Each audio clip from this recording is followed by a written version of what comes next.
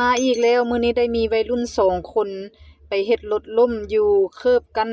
สถานี BRT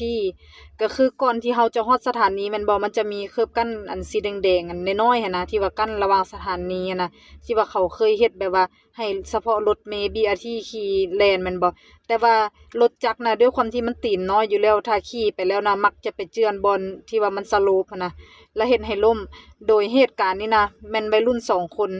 ที่ว่าล้มแล้วก็ต้นโตถลายไปนำทางเนาะใครแต่ว่าเขาเจ้าก็ยังบ่ได้แบบบาดเจ็บอิหยังรุนแรงก็ยังลุกขึ้นมาได้อยู่แต่ก็ต้องติดตามมื้อต่อไปว่าเขาเจ้าจะมีอาการบาดเจ็บอิหยังหลายๆอย่างบ่เพราะว่าเขาเจ้าน่ะบ่ได้ใส่เสื้อบ่ได้ใส่หมวกกันกระทบอันนี้แม่นถ้าผู้ใดผ่านไปแถวรถเมล์ BRT สถานีมันน่ะต้องพากันระวังเนาะพากันระวังให้ดีเลยแบบบ่อนเคิบกั้นมันหั่นน่ะอันตรายหลายเพราะว่าหลายคนก็ไปล้มอยู่หั่นหลาย